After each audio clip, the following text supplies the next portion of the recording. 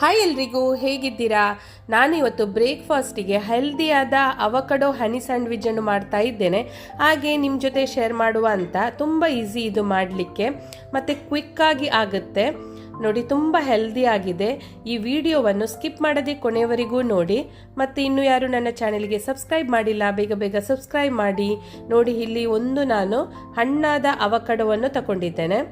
ಇದನ್ನು ಈ ರೀತಿ ಕಟ್ ಮಾಡಿ ಅದರೊಳಗಿದ್ದ ಸೀಡನ್ನು ತೆಗೆದು ನೋಡಿ ಪಲ್ಪನ್ನು ಹಾಕ್ತಾ ಇದ್ದೇನೆ.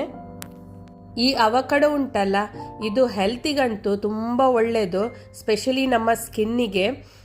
ಅವಕಡೋದಿಂದ ಹಲವು ರೆಸಿಪಿಗಳನ್ನು ಮಾಡ್ಬೋದು. ಮಿಲ್ಕ್ ಶೇಕ್ ಮಾಡ್ಬೋದು, ಸ್ಯಾಲಡ್ ಮಾಡ್ಬೋದು, ಅಷ್ಟೇ ಅಲ್ಲದೆ ಸ್ಯಾಂಡ್ವಿಚ್ ಕೂಡ ಮಾಡ್ಬೋದು.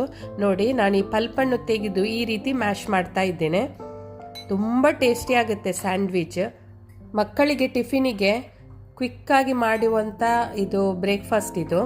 ಮತ್ತು ಮಕ್ಕಳು ತುಂಬ ಇಷ್ಟಪಟ್ಟು ತಿಂತಾರೆ. ನೋಡಿ, ಈ ರೀತಿ ಮ್ಯಾಶ್ ಮಾಡಿದ್ದೇನೆ.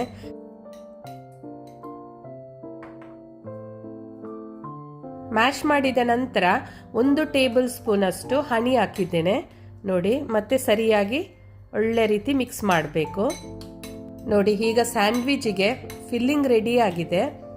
ಹೀಗೇನು ಕೂಡ ತಿನ್ಬೋದು. ಇದನ್ನು ತುಂಬ ಟೇಸ್ಟಿ ಆಗುತ್ತೆ. ಡೈರೆಕ್ಟಾಗಿ ನೀವು ಸ್ಯಾಂಡ್ವಿಚ್ ಮಾಡದಿದ್ರು ಈ ರೀತಿ ತಿನ್ಬೋದು. ಇಲ್ಲಿ ನಾನು ಮಿಲ್ಕ್ ಬ್ರೆಡ್ಡನ್ನು ತಗೊಂಡಿದ್ದೇನೆ. ಅದರ ಸೈಡನ್ನು ಅಂದರೆ ಎಡ್ಜಸ್ಸನ್ನು ನಾನು ಈ ರೀತಿ ಕಟ್ ಮಾಡ್ತಿದ್ದೇನೆ ನೋಡಿ.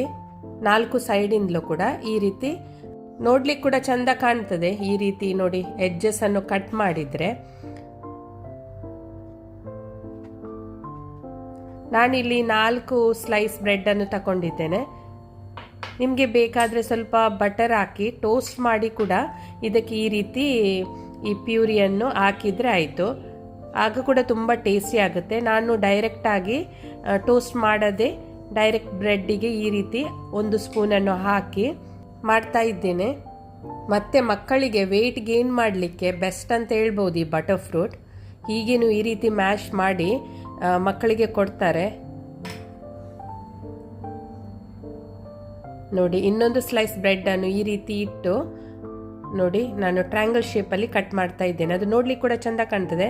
ಮತ್ತು ಮಕ್ಕಳಿಗೆ ಟಿಫಿನಿಗೆ ಈ ರೀತಿ ಮಾಡಿ ಕೊಟ್ಟರೆ ಅವ್ರು ಇಷ್ಟಪಟ್ಟು ತಿಂತಾರೆ ನೋಡಿ. ಯಾವ ರೀತಿ ಬಂದಿದೆ, ತುಂಬ ಟೇಸ್ಟಿ ಆಗುತ್ತೆ. ನೀವು ಕೂಡ ಒಮ್ಮೆ ಟ್ರೈ ಮಾಡಿ, ನಿಮಗೆ ಕೂಡ ಇಷ್ಟ ಆಗುತ್ತೆ. ಮತ್ತು ಮಕ್ಕಳಿಗೆ ಈಸಿಯಾಗಿ ಬೆಳಿಗ್ಗೆ ಬ್ರೇಕ್ಫಾಸ್ಟಿಗೆ ಮಾಡಿ ಕೊಡ್ಬೋದು